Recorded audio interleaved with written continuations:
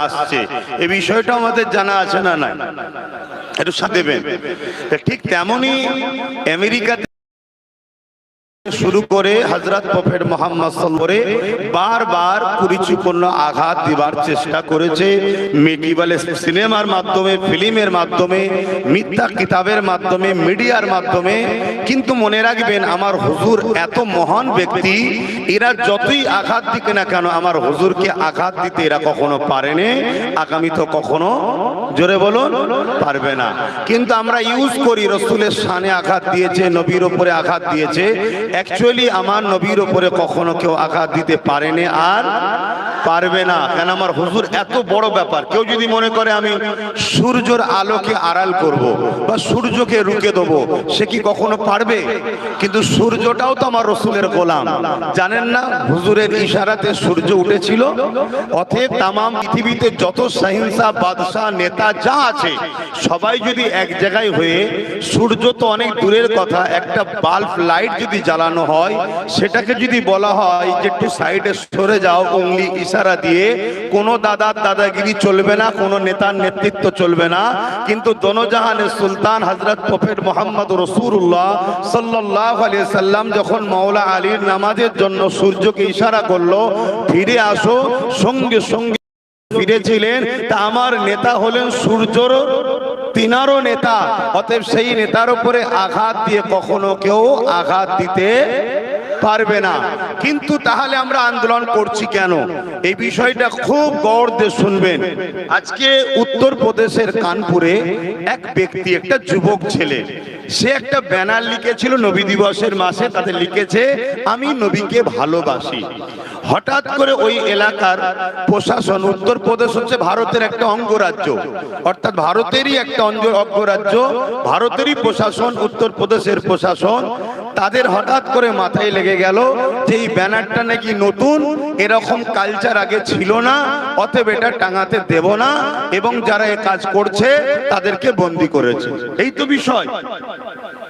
এতে আমাদের দিলে আঘাত হয়েছে। আমার ভাই নবীকে ভালোবাসে, তার উপরে আঘাত দিয়েছে, তাই আমরা আন্দোলন করছি, তাই আমরা আন্দোলনে নেমেছি। আমার নবী তো তিনি আবু জেহেল ওখাজের মেলাতে প্রতিটা রাস্তার মোড়ে মোড়ে মোড়ে মোড়ে দাঁড়িয়ে দাঁড়িয়ে যারা এসেছিল তাদেরকেই বলেছিল মুহাম্মদ রাসূলের কাছে যেও না। আমার নবীর মিথ্যা প্রচার করেছিল, আমার নবীর উপরে মিথ্যা ইলজাম দিয়েছিল। কিন্তু হাকিকাতের রেজাল্ট কি?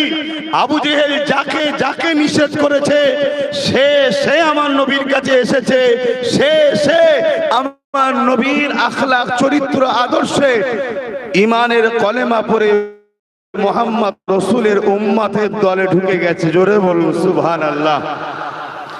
তাহলে আজকে আমরাও দেখছি, ওদিকে বুশ থেকে শুরু করে, ওদিকে ফ্রান্সের প্রেসিডেন্ট থেকে শুরু করে, আর আজকে আমার ভারতবর্ষে কিছু মানবপ্রেমী পশু আমার নবীর বিষয়ে মিথ্যা প্রচার করছে।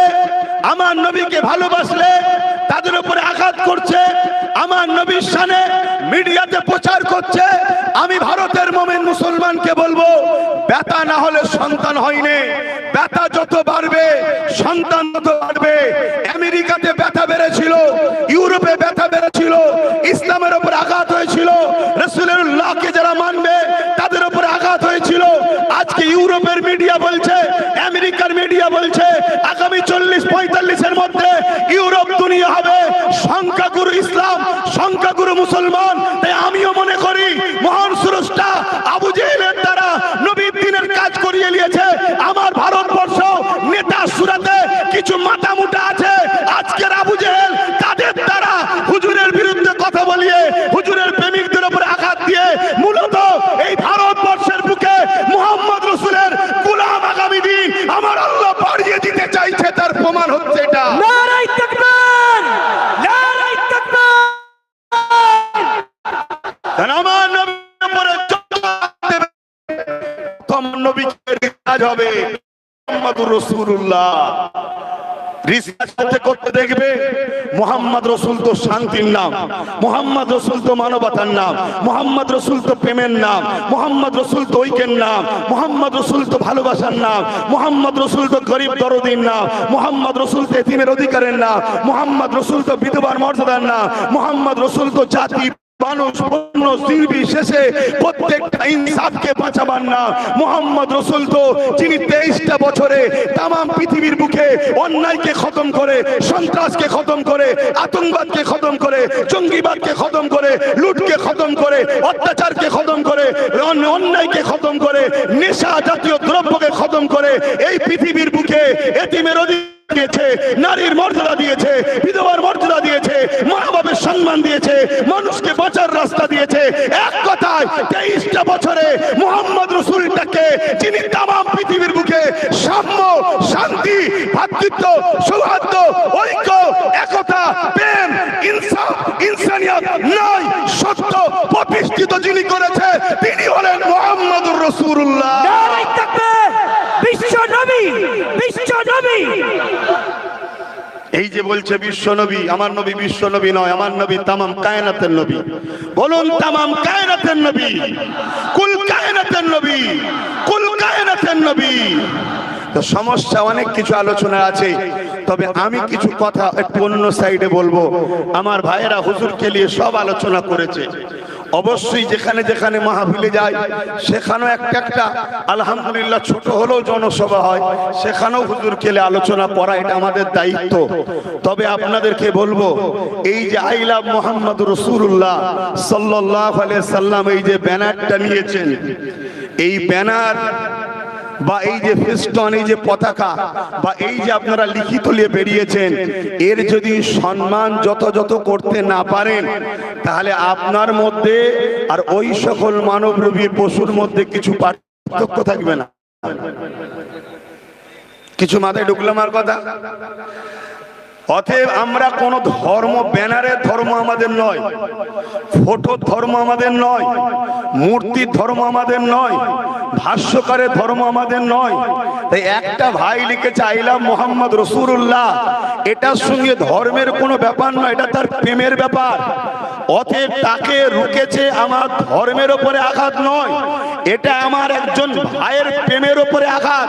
আমাদের এটা ইগোতে হার্ট করেছে, এটা আমাদের ইগোতে আঘাত হয়েছে। আমরা কোনো ব্যানারের ধর্মের লোক নয়, আমরা কোনো ফটো ধর্মের লোক নয়। তাই ব্যানার না নিয়ে, ফটো না দিয়ে, এই যে ব্যানার কোনো বিভিন্ন জায়গায় টাঙাচ্ছেন, কাগজে মারছেন, এ কোনো ছিঁড়ে ছিঁড়ে আগামী দিন রাস্তায় পড়বে। আমরা যখন রাস্তায় প্রয়োজনে ইস্তেঞ্জা বা প্রয়োজনের কাজে বসি, অনেক সময় দেখা যায় বিভিন্ন পত্রিকা পড়ে আছে, আর ঠিক পত্রিকা একটা নেতার মুখ পড়ে আছে, ছাড়লেই নেতার মুখে যাবে। বুঝছেন না, বোঝেন না? তাহলে আমার হুজুরের নাম এভাবে পড়ুক, এটা আপনারা চান? জোরে বলুন। কিন্তু জনগণকে জানাবার জন্য একটা ব্যানার দরকার, এই তো একটা ব্যানার দরকার। বা কোনো জায়গায় র্যালি হচ্ছে, একটা ব্যানারের দরকার, সেই ব্যানারটা সামনে থাকবে। যদি কেউ মনে করেন আমার জানের থেকে প্রিয় এই নামটা আমি তৈরি করছি, নিজের দায়িত্বের হেফাজত করব, তাহলে তার জন্য ব্যানার করতে পারেন, কোনো আপত্তি নাই। কিন্তু আপনারা আবেগে ব্যানার তৈরি করলেন, ওই ব্যানার নিয়ে হই হই করলেন, তারপরে ব্যানারটা ফেলে দিলেন বা ফেস্টনটা ফেলে দিলেন, তাতে আমার নবীর নাম লেখা আছে। শোনো যুবকেরা, আমার রসুল এত বড় ব্যাপার, আমার রসুলকে নিয়ে আমার দেশের কোন টাকলা কি বললো, আমার দেশের কোন মাতাল কি বললো, আমার দেশের কোন মানবরূপী পশু কি বললো, এতে কোনো যায় আসে না। আমার নবী এত বড় ব্যাপার, যেমন চামচিকে ডানা মেলে চাঁদের আলোকে রুখতে গেলে চাঁদের যেমন কোনো যায় আসে না, চাঁদও হলো মুহাম্মদ রাসূলুল্লাহর গোলাম।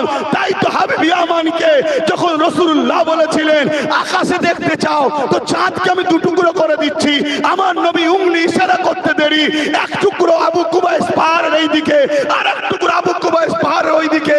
এই দৃশ্যটা ভারতবর্ষে কেরলের রাজা চিরামান দেখেছিল, সে জানলো এই চাঁদটা টুকরো করেছিল মুহাম্মদ রাসূলের উংলির ইশারাতে। ভারতবর্ষের রাজা চিরামান মক্কার জমিনে গিয়ে ঈমানের কলেমা পড়ে মুহাম্মদ রাসূলের গোলাম হয়ে গিয়েছিল। নারে তাকবীর! নারে তাকবীর!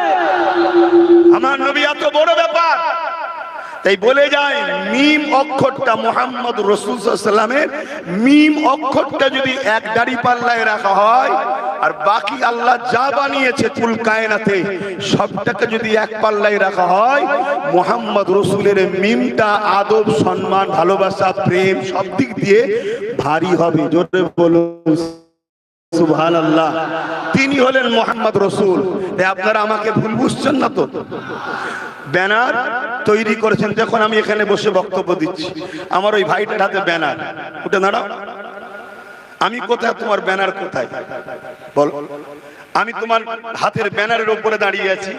আহলে সুন্নাত ওয়াল জামাতের আকীদা এটা বিয়াদবি। হযরতে শেখ সাদি রহমাতুল্লাহ আলাইহি বলছে 70 বার যদি কেউ মিশকে আম্বার দিয়ে গালকে কুলুচকুচি করে যদি ধোয় তারপরেও যদি আমার রাসূলুল্লাহর কেউ নাম নেয় ওটাও বিয়াদবি। আমার নবীকে চিনতে পারছো যুবক? বলো না গো, চিনতে পারছো? তোমাদের কাছে অঙ্গীকার নিতে হবে না যে নবীর জন্য জান দিতে হবে কিনা। আমি এতটুকু জানি আল্লাহ যাকে চাইবে জান্নাত দেব, তাকে নবীর জন্য জান আল্লাহ দিয়ে নেবে।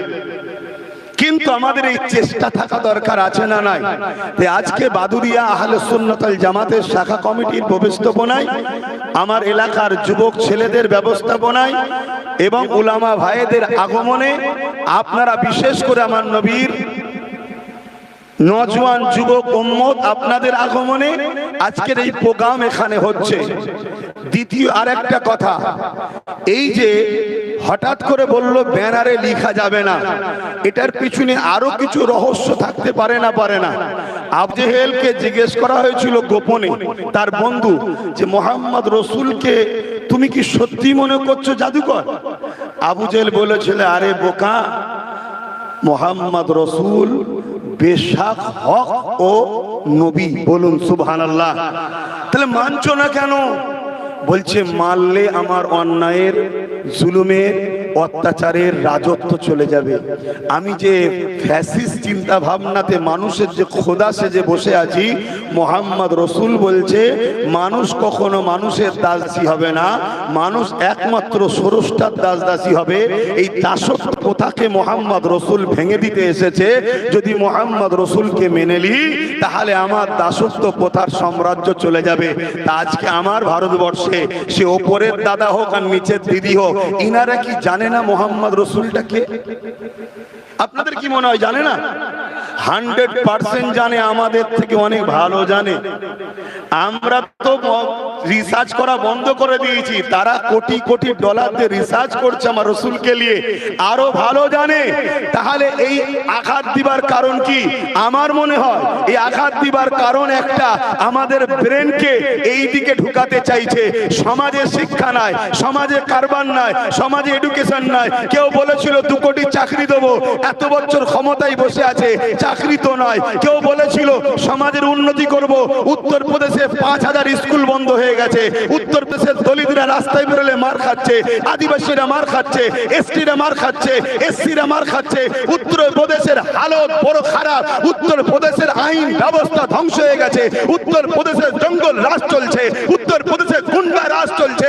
এই জঙ্গল রাজ গুন্ডা রাজকে চেপে দিবার জন্য এমন একটা ইস্যু তৈরি করো যে ইস্যুতে মুসলমানরা দাড়ি টুপি দিয়ে রাস্তায় নেবে, নারে তাকবীর আল্লাহু আকবার দেবে। আর এই সুযোগে রাতের অন্ধকারে আমি অমুসলিমদের পাড়ায় গিয়ে বলবো, দেখেছিস মোল্লারা পাকিস্তান বানাচ্ছে, আমাকে রাখ, বুলডোজার বাবা ওদেরকে সাইজ করব। এটা মনে হয় তার নাকামিকে ঢাকার জন্য মুহাম্মদ রাসূল লিখার জন্য আঘাত করেছে না? এটা যদি নতুন হয়, এই ভারতবর্ষে একমুখ হনুমানটার যে ছবি ওটাও নতুন। এই ভারতবর্ষে লাভ জিহাদের নামে পিটা ওটাও নতুন। এই ভারতবর্ষে গোরক্ষা বাহিনীর নামে পিটা ওটাও নতুন। এই ভারতবর্ষে জয় শ্রীরামের নামে মারা এটাও নতুন। তাহলে এইগুলোকে রুকা হচ্ছে না। আই লাভ মুহাম্মদ রাসূল লিখার জন্য রুকবে কেন? নাকামি হয়েছে, এটাকে ঢাকার জন্য আমাদেরকে করে এরা এদের অন্যায় জুলুম অত্যাচার চুরি ডাকাতি খুন এরা যে বেকার এটাকে চাপার একটা পরিকল্পনা করছে। হতে পারে না? তাহলে কি আন্দোলন বন্ধ হয়ে যাবে? না, আন্দোলন বন্ধ হলে ঈমান থাকবে না।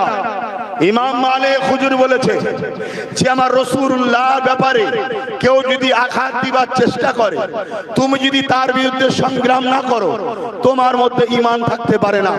এটা অন্য বিষয় নয়, নামাজের বিষয়ে আঘাত, রোজার বিষয়ে আঘাত, হজের বিষয়ে আঘাত, অন্য বিষয়ে আঘাত, এটা আলাদা বিষয়। মুহাম্মদ রাসূলের বিষয়টা সম্পূর্ণ আলাদা বিষয়। তাই আমার রাসূলের উপরে আঘাত দিবার কেউ চেষ্টা করলে, আঘাত তো দিতে পারবে না, আমরাও জানি। কেউ চেষ্টা করলে ওই জালিম আবু জেহেলের বিরুদ্ধে, আজকের আবু জেহেলদের বিরুদ্ধে আমরা বেলালের মতো, আমরা সাহাবা হুজুরদের মতো তাদের উত্তরসূরি হয়ে এদের বিরুদ্ধে আমাদের আন্দোলন সংগ্রাম চলবে না, চলবে না। হাত তুলে সাক্ষী দেন, চলবে না, চলবে না। হাত তুলে সাক্ষী দেন, লড়াই হবে না, হবে না। এই লড়াইয়ে যদি রাজি থাকেন তাহলে যারা বসে আছেন উঠে দাঁড়ান, আজ থেকে অঙ্গীকারবদ্ধ হন, আমরা লড়াই করব, আমরা লড়াই করব, আমরা জীবন দেব, আমরা লড়াই করব। আজ আমি আবু বকর সিদ্দিকীর উত্তরসূরি হিসাবে আপনাদেরকে একটা জানিয়ে দিই, আমার রাসূল পাক সাল্লাল্লাহু আলাইহি ওয়াসাল্লাম দুনিয়া থেকে চলে যাবার পর এমন করে দেখা যায়, হুজুর যখন চলে গেলেন, সিদ্দিক আকবর, ভাই অসুবিধা হচ্ছে, হাত নামান, একটা ওকিয়া বলবো কি গো, অসুবিধা হচ্ছে কি বলবো? কারণ আল্লাহ যখন একটু ছাড় দিয়েছে আমরা একটু বলে নিই না। আমি তো ভাবছিলাম না হবে হয়তো, তা আল্লাহ যখন এখনো ধরে রেখেছে যে হোস না বাদুরাই আমার হাবিবের পক্ষে আলোচনা হচ্ছে, হোস না, নারাই তাকবীর, নারাই তাকবীর, তাহলে একটু বলি। আর আমাদের তো জানা নাই যে এখনো ধরে রাখবেন খোদা, তাহলে উলামা ভাইগুলোকে একটু বেশি করে দেওয়া যেত। আর উলামা ভাইরাও তো জানে না যে আল্লাহ ধরে রাখবে কতক্ষণ, কি আমাদের কারো জানা আছে? আল্লাহ ও রসুল ভালো জানে। বলুন আল্লাহ ও, আল্লাহ ও, আল্লাহ ও। কিছু মৌলী সাহেব বেরিয়েছে, শুধু বলছে আল্লাহ জানে, আল্লাহ জানে, আল্লাহ জানে, নবী জানে না। খুব সাবধান, আকীদা ভুল। আর এই জন্যই তাজ আমাদের শেষ হচ্ছে। আল্লাহ জানে, আল্লাহকে কেউ জানায়নি, রসুল জানে, রসুলকে আল্লাহ জানিয়েছে। যাক, আমি অন্যদিকে চলে যাচ্ছি। হযরত আবু বকর সিদ্দিক যখন খলিফা হলেন, সুলতান হলেন, শাহিনশাহ হলেন, আর্ধেক পৃথিবীর ক্ষমতায় বসলেন, তখন হযরত আবু বকর সিদ্দিক রাদিয়াল্লাহু তাআলা আনহুর সময় এক ব্যক্তির নাম তার মুসাইলামাতুল কাজ্জাব, সে খতমে নবুয়তের উপরে আঘাত দিবার চেষ্টা করলো। আমি আবার বলছি, আমার নবীর উপরে আঘাত দিচ্ছে, এই কথা ডাইরেক্ট আমার মনে হয় একটু ভাবা দরকার, বলা যাবে কি যাবে না। আমার নবীর উপরে আঘাত দিবার চেষ্টা করলো, কথা বুঝছেন না, বোঝেন না? যেমন আমার দেশ চেষ্টা করেছিল সূর্যে যাব, গেছে নাকি? চেষ্টা অনেকে অনেক কিছু করতে পারে, সেরকম চেষ্টা করেছিল মুসাইলামাতুল কাজ্জাব আমার নবীর উপরে আঘাত দিবা, কি খাতমে নবুয়তের উপর আঘাত দিয়ে নিজেকে নবী দাবি করলো। ওই সময় দেখা যায় হযরত আবু বকর সিদ্দিক 10,000 সাহাবাদের নিয়ে মুসাইলামাতুল কাজ্জাবের বাড়ি গেলেন। আর মুসাইলামাতুল কাজ্জাব 90,000 সৈন্য দিয়ে নিজেকে ঘিরে রেখেছে। হযরতে মন দিয়ে শুনবেন, হযরত আবু বকর গিয়ে মুসাইলামাতুল কাজ্জাবকে বুঝাচ্ছে, এ মুসাইলামাতুল কাজ্জাব, কোরআন যেখানে বলেছে লাকির রাসূলুল্লাহ ওয়া খাতামান নবীন, সেখানে তুমি কেন নবী দাবি করলে? মুসাইলামাতুল কাজ্জাব সিদ্দিক আকবরের কোনো কথা শোনেনি। মুসাইলামাতুল কাজ্জাব দেখছে সিদ্দিক আকবরের সঙ্গে মাত্র 10,000, আমার দিকে 90,000। আজকে কেউ মনে করছে মুসলমানদের হাতে কোনো ক্ষমতা নেই, মুসলমানদের এমএলএ নেই, মুসলমানদের এমপি নেই, মুসলমানদের পিএম নেই, মুসলমানদের সিএম নেই, মুসলমানদের ডিএম নেই, মুসলমানদের কিছু নেই। অতএব এই সুযোগে শেষ করো। এটা হলো মুসাইলামাতুল কাজ্জাবের প্ল্যান। মুসাইলামাতুল কাজ্জাব দেখছে আবু বকর একা, তার হাতে মাত্র 10,000 সাহাবা, আর আমার দিকে 90,000, এই সুযোগ কাজে লাগাতে হবে। তাই 90,000কে ইশারা করলো, সিদ্দিক আকবরের 10,000 সাথী ভাইদের উপরে হামলা চালিয়ে দিল। যখনই হামলা চালিয়ে দিল, হযরত আবু বকর সিদ্দিক বললেন, ডিফেন্স করা হলো ফরজ, ডিফেন্স করো। ডিফেন্স করতে শুরু হলো। শুনে রেখে দাও, 90,000 মুসাইলামাতুল কাজ্জাব এবং তার বাহিনীকে 10,000 সাহাবারা ডিফেন্স করতে করতে করতে জাহান্নামের কুকুরদের ঘরে জাহান্নামে পৌঁছে দিয়েছে। আজকে যদি কেউ মনে করে ক্ষমতা আমার হাতে, রাজ আমার হাতে, মিলিটারি আমার হাতে, পুলিশ আমাদের হাতে, সব আমার হাতে, মনে রেখে দিও, আমরা সিদ্দিক আকবরের উত্তরসূরি। আমাদের হাতে অস্ত্র নেই, আমাদের হাতে বোম নেই, আমাদের বন্দুক নেই, আমাদের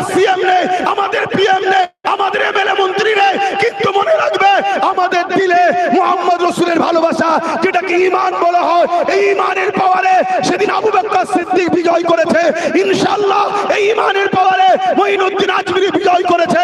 এই ইমানের পাওয়ারে আগামী দিন আমরাও এই জালিমদের বিরুদ্ধে লড়াই করে বিজয় লাভ ইনশাআল্লাহ করব। নারায়ে তাকবীর, নারায়ে তাকবীর, নারায়ে তাকবীর। পীর জনাব সিদ্দিকী জিন্দাবাদ। ভাইরা আমার, আমি কয়েকটা কথা জিজ্ঞেস করব, একটু উত্তর দেবেন। ওয়াকাফকে ভুলে গেছেন?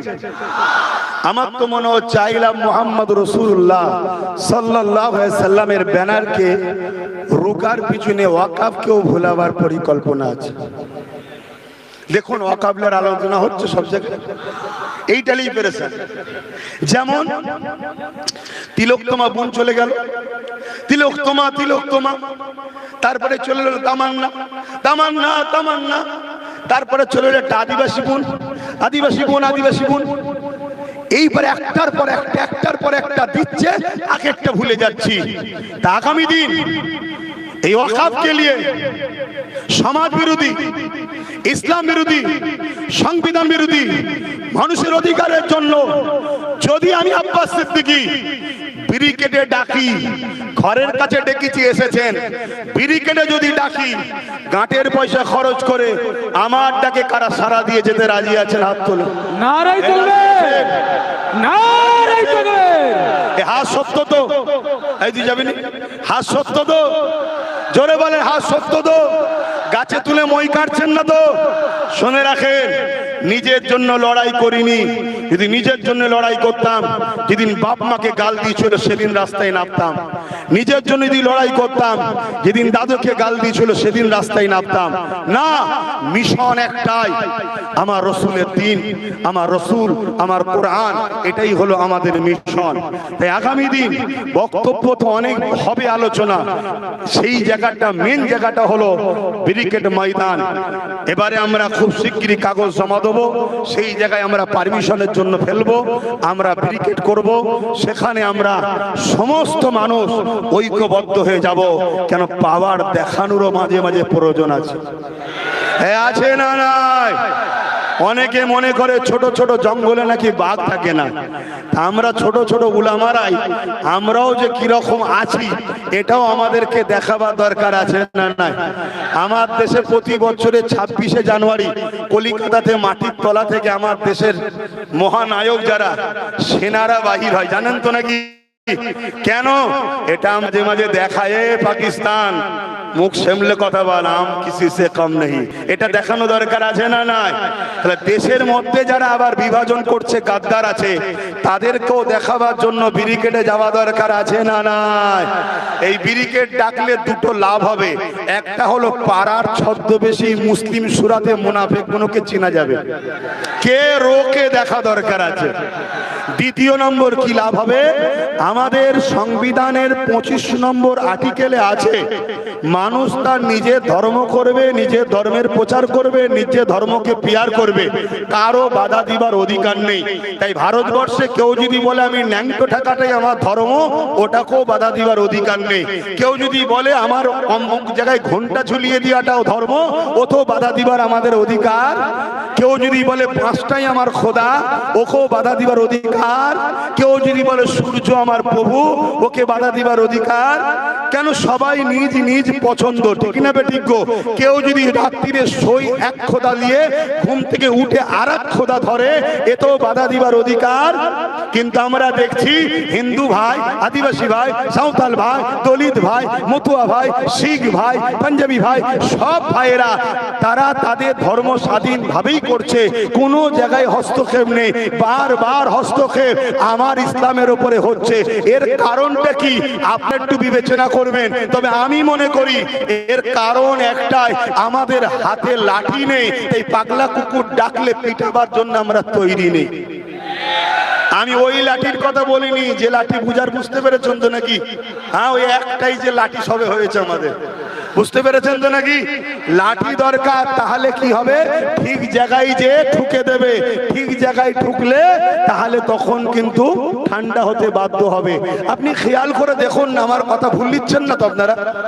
আপনি খেয়াল করে দেখুন, এই পাশে বিহারে কিছুদিন পরে ভোট হবে। এটা একটা কথা বলছি, অসুবিধা আছে নাকি? এখন আমাদের মধ্যে ধারণা রাজনীতির কথা হুজুররা বলবে কেন? হুজুররা শুধু পানিতে ফু দেবে। হুজুরদের, মৌলী সাহেবদের, ইমাম সাহেবদের কাজ রাজনীতি করা বলা নয়। আরে ওমর ফারুক হুজুর অর্ধেক পৃথিবী চালিয়েছে, আবার ইমামতিতে দাঁড়িয়ে নামাজও পড়িয়েছে। তাহলে আজ আমাদের উলামাগুলো কেন এরা নেতা লিডার হতে পারবে না? কেন এরা ইমাম করবে না? আবার এলাকার নেতৃত্ব দেবে না? যে শরীয়তে ছাড় আছে, তোমার বাধা দিবার অধিকার কে দিয়েছে? এটা ভাবতে হবে। আমাদের তো ক্ষতি সব থেকে বেশি তারাই করলো যারা বললো জাকাত আর মাদ্রাসা আমাদের, বাকি সব তোদের। তারাই তো শেষ করেছে আমাদের ঘরে। আজকে আমার ছেলে যদি 90% নম্বর পায়, তাকে একটা স্কুলে ভর্তি করতে গেলে সেখানে সুপারিশ ছাড়া হবে না। সুপারিশ নিতে যার কাছে যাবেন, সে সকালে একবার আয়, বিকালে একবার আয়, দুপুরে একবার আয়, রাত্রিরে একবার আয়, এই করে করে হ্যারাসমেন্ট করছে। আমার পরিবারের কেউ অসুস্থ হলে যদি একটা সার্টিফিকেট লাগে, সই লাগে, এখানে যা, ওখানে যা, এখানে আয়, ওখানে আয়, এই করে করে আমাদেরকে হ্যারাসমেন্ট করতে হচ্ছে। আজকে উলামারা নিচয় বসে আর দুনিয়াটা চোর নেতাগুলো তারা গদিতে বসে। আমরা আর কত নিচু হব? আর কত নিচু হব? যখন আমার ইসলামের উপর আঘাত হয়, সব রাস্তায় নেমে পড়ো, আন্দোলন করতে শুরু করো। ঠিক এইভাবে কেন রাস্তায় নেবে? ঐক্যবদ্ধ হয়ে বললে না যে আমরা লিডার তৈরি করব, আমার ইসলামের উপর আঘাত এলে তারা প্রতিরোধ করবে, আমরা ঘরে কাজ করব। এটা ভাবলে না কেন? আজকে বলো, এই পশ্চিম বাংলায় আমরা সাধারণ আলেম মানুষ, তোমরা সাধারণ খেটে খাওয়া মানুষ, যারা বড় বড় ক্ষমতাশালী মানুষ, কই তারা কেউ প্রতিবাদ করছে? তাহলে কাদেরকে তোমরা ক্ষমতায় রাখো? এগুলো ভাবো। আমার তো একটা ছোট্ট কথা বলতে গিয়ে চলে গেলাম। বিহারে ভোট হচ্ছে, জানেন তো নাকি কদিন পরে?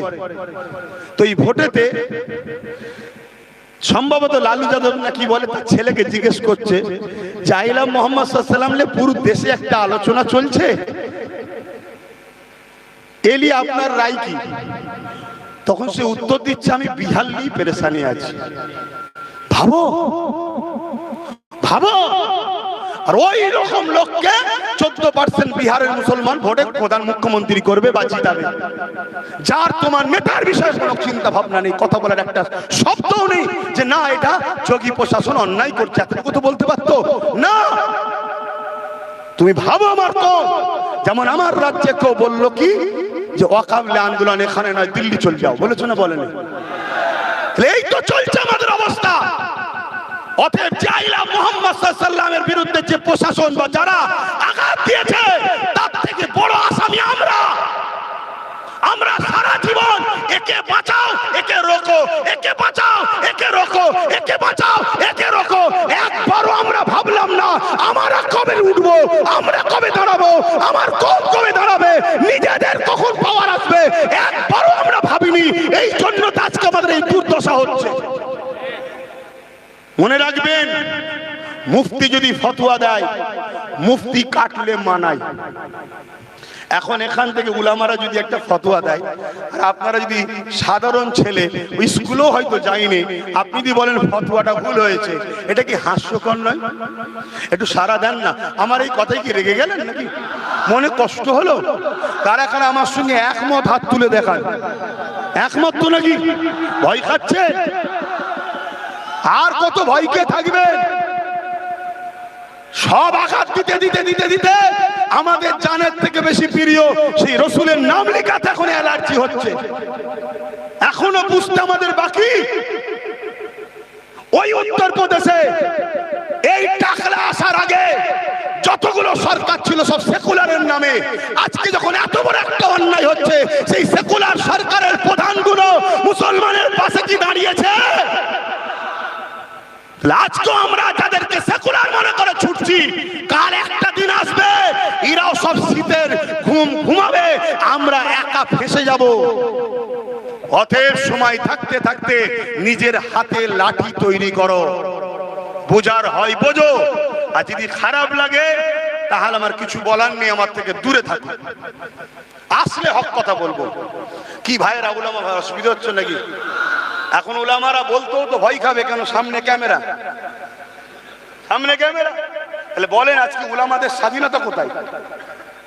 মুসলিম যুবক বলো, তোমাদেরকে যারা নামাজ শেখায়, রোজা শেখায়, আল্লাহ চিনাই, নবী চিনাই, দরুদ পড়ায়, তোমাদের জন্য হাত তুলে তুলে দোয়া চায়, সেই উলামাদের নিরাপত্তা কোথায়? রাত্রিরে জলসা করে আসবে, ঘরে ফিরবে, কোনো নিরাপত্তা নাই। কেন একদল বাঁদর ইদাল উদাল লাফালাফি করছে, কখন যে কাকে ধরে আটকে দিয়ে বিভিন্ন স্লোগানে মেরে ফেলবে কোনো গ্যারান্টি নাই। আর যখনই মেরে ফেলবে তোমরা রাস্তায় নামবে, তাদেরই পুলিশ আসবে, এসে তোমাদেরকে বলবে সব থেকে দিচ্ছি, সব থেকে দিচ্ছি। 2-5 জনকে সামনে দৌড়তে ঢুকবে, হালকা ধারা দেবে, পরের দিন জামিন হয়ে যাবে, তোমরাও ঠান্ডা হয়ে ঘরে চলে গেলে। তাহলে যারা তোমার দিনের প্রচার করছে তাদের জন্য তোমরা কি করেছো বলো? ভাবো যুবক, ভাবো, যে জাত তাদের উলামাকে সম্মান করে না, যে জাত তার ধর্ম নেতাকে ভালোবাসে না, সে জাতের উপর আল্লাহর লানত হবে না তো কি হবে? ভাবো ভাইয়ের আমার, ইমাম যদি নাও দাঁড়ায়, ইমাম তো শিক্ষা দিতে পারে। আলেম যদি নিজে ডাইরেক্ট নাও আসে, আলেম তো তার অনুসারীদের ঘরে শিক্ষা তো দিতে পারে যে বাবারা খবরদার সুদের সাথে, জুলুমের সাথে, ঘুষের সাথে, মিথ্যার সাথে থাকিস না, এটা বলা দরকার আছে না? না, কিন্তু সেই বলার অধিকার ওলামাদের আছে আজকাল? তো ভাইয়ের আমার, একদম শেষ কথা বলছি, তাহলে মুফতি যদি ফতোয়া দেয়, মুফতি যদি ফতোয়া কাটে যে ভুল হয়েছে, মানাবে। একটা ডাক্তার যদি প্রেসক্রিপশন করে, ওই প্রেসক্রিপশনের যদি আরেকটা ডাক্তার বলে যে ট্রিটমেন্ট ভুল হয়েছে, তাহলে মানাবে। কিন্তু একটা আম লোক যদি বলে, এটা কখনো মানাবে? তাহলে একটা রাজনীতির নেতা যখন তোমার উপরে বা ইসলামের উপরে আঘাত দিল, তার প্রতিরোধ তোমার আমার মতো কোটি কোটি লোক করে কিচ্ছু লাভ নাই। সেই রকম যখন নেতা পাঠিয়ে দিয়ে তারা ভেতরে ঠান্ডা ঘরের মধ্যে যখন মারপিট করবে, ওই লড়াইটাই কিন্তু সাকসেসফুল হবে। তাহলে বলো, আগামী দিন নিজেদের কথা নিজেদেরকে ভাবা দরকার আছে না নাই? তো যাক, আমি অনেক সময় আপনাদের থেকে নিয়ে ফেললাম, এর জন্য আপনারা কষ্ট পেলেন। এখন আমি আবার একটা শেষ কথা বলবো, ব্যানারটা কিন্তু খুব সাবধান।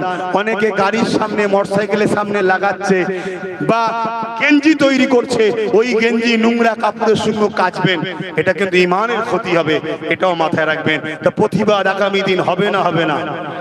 শুধু আই লাভ মুহাম্মদ সাল্লাল্লাহু নিয়ে নয়, পাশাপাশি অকাবলীয় প্রতিবাদ হবে। যাবার সাথে সাথে একটা স্লোগান দিয়ে যাবেন। অসুবিধা হচ্ছে না? 10 মিনিট বলবো। কারা বলতে বলছেন হাত তুলে দেখার? আর 10 মিনিট বলবো? বলবো? তাহলে আসুন আমার সাথে একটু স্লোগান দেন। আমি বলবো আই লাভ, আপনারা বলবেন ইয়া রাসূলুল্লাহ। হ্যাঁ, আমি বলবো আই লাভ, আপনারা বলবেন ইয়া। কেন মোহাম্মদ শুধু নামটা লিয়াটাও বিয়াদবি, সাল্লাল্লাহু আলাইহি সাল্লাম বলতে হয়, যেটা আমাদের সাধারণ ছেলে বোঝে না। তাই ইয়া রাসূলুল্লাহ বলুন। আই লাভ, আই লাভ, ইয়া রাসূলুল্লাহ, আই লাভ। ইয়া রাসূলুল্লাহ, হাত দুটো তুলুন। লাব্বাইক, লাব্বাইক, ইয়া রাসূলুল্লাহ, লাব্বাইক, ইয়া রাসূলুল্লাহ, লাব্বাইক, ইয়া রাসূলুল্লাহ, লাব্বাইক। ইয়া রাসূলুল্লাহ। আমি বলবো সৈয়দি ও মুর্শিদি, আপনারা হাত তুলে তুলে বলবেন ইয়া নবী, ইয়া নবী। আমাদের সরদার, আমাদের মুর্শিদকে হুজুর পাক সাল্লাল্লাহু আলাইহি ওয়াসাল্লাম সৈয়দি ও মুর্শিদি, ইয়া নবী, ইয়া নবী, সৈয়দি ও মুর্শিদি, ইয়া নবী, ইয়া সৈয়দি ও মুর্শিদি, ইয়া নবী, সৈয়দি ও মুর্শিদি। ইয়া নবী, ভারতবর্ষ, ভারতবর্ষ, ভারতবর্ষ, ভারতবর্ষের সংবিধান, ভারতবর্ষের সংবিধান, ভারতবর্ষের সংবিধান, ভারতবর্ষের সর্বধর্মের মানুষের ঐক্য, ভারতবর্ষের সর্বধর্মের মানুষের ঐক্য। সংবিধান বিরোধীরা দূর হটো, সংবিধান বিরোধীরা দূর হটো, সম্প্রীতি প্রেমিকরা সম্প্রীতি প্রেমিকদের বিরোধীকারীরা দূর হটো, সম্প্রীতি প্রেমিকদের বিরোধীরা দূর হটো। ভারতবর্ষ। আলহামদুলিল্লাহ, আপনারও এতক্ষণ সময় দিয়েছেন, এর জন্য আল্লাহর কাছে শুকরিয়া। কেন আপনাদেরকে আমি রাখিনি, আল্লাহ রেখেছে। দ্বিতীয়, আল্লাহ যে এই ধরনটা রেখেছে, এর জন্য আল্লাহর কাছে শুকরিয়া। আলহামদুলিল্লাহ। এখন যিনি সঞ্চালক, তিনাকে দেওয়া হচ্ছে। হুঁশ হারিয়ে প্রতিবাদ করবেন না। আপনারা যদি এই প্রতিবাদের নামে ও আচ্ছা ভাই, একটা কথা, আমাদের লড়াই কি কোনো হিন্দুদের বিরুদ্ধে? একটু আওয়াজ দে, আওয়াজ দে, আওয়াজ দে। আদিবাসী, দলিত, সাঁওতাল, মতুয়া দেশের বিরুদ্ধে, সংবিধান বিরুদ্ধে না? আমাদের লড়াই সংবিধানের 25 নম্বর ধারা ধর্মীয় স্বাধীনতা দিয়েছে, ওই সংবিধানের বিরোধী উত্তরপ্রদেশ এবং কেন্দ্র সরকার সহ যারা সংবিধানের বিরুদ্ধে, তাদের বিরুদ্ধে আমাদের লড়াই, ঠিক না বেঠি? পাশাপাশি আমার ধর্মের উপরে যারা হস্তক্ষেপ করার চেষ্টা করে, তাদের বিরুদ্ধে আমাদের লড়াই। হিন্দুরা আমাদের ভাই বোন, আদিবাসীরা আমাদের ভাই বোন, মথুরা আমাদের ভাই বোন, সবাই বাপ আদম মা হওয়ার সন্তান, মিলেমিশে ছিলাম, মিলেমিশে আছি, মিলেমিশে থাকবো। এই বলে আমি সংক্ষিপ্ত বক্তব্য শেষ করছি। যা কিছু বলেছি আমার দায়িত্বে আমি বলেছি। যদি আমার বলাতে কারো ক্রোধ হয়, ক্রোশ হয়, রাগ হয়, কিছু হয়, আমার সঙ্গে মোকাবেলায় আসবেন। এই সাধারণ উলামাদের সঙ্গে মোকাবেলায় যাবেন না। নরমকে টিপতে সবার ভালো লাগে। আসো আমার মোকাবেলায় আসো, আমি প্রস্তুত আছি। আর আমার সাথে আপনারা আছেন তো নাকি? আওয়াজ দিয়ে বলুন আছেন? ব্রিগেড হবে তো নাকি? যাওয়া হবে তো নাকি? গাড়ি ভাড়া দিতে পারবো না, খাওয়া দিতে পারবো না, খাবার বেঁধে গাড়ি ভাড়া করে যারা যেতে রাজি আছেন, যেতে যেতেও হাত তুলে দেখান। যেতে যারা যাচ্ছেন দেখছি হাত তুলে দেখান। আসসালামু আলাইকুম। আল্লাহ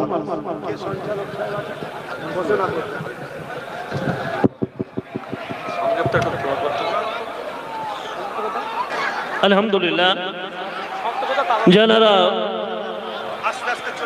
যারা এই অনুষ্ঠানে যারা এসেছিলেন, আপনারা আস্তে আস্তে চলে যান। আমাদের সঙ্গে আপনারা সকলেই সাথ দিয়েছেন, সহযোগিতা করেছেন।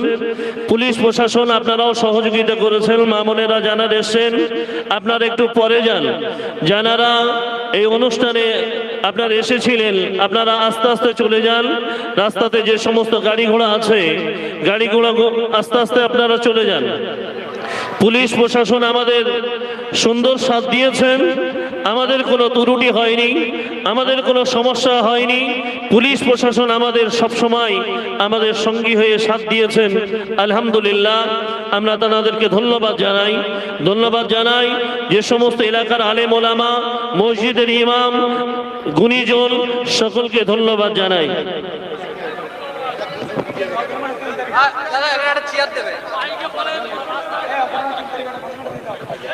ভাইজান যাবেন, ব্যারিকেডটা একটু আপনারা একটু সাইডে একটু ক্লিয়ার করে দিন, রাস্তাটা একটু ক্লিয়ার করে দিন। ভাইজান যাবেন, যাওয়ার জন্য রাস্তাটা একটু ক্লিয়ার করে দিন। যারা ভলেন্টিয়ার্স যারা আছেন আপনারা যাওয়ার জন্য একটু রাস্তাটা ক্লিয়ার করে দিন।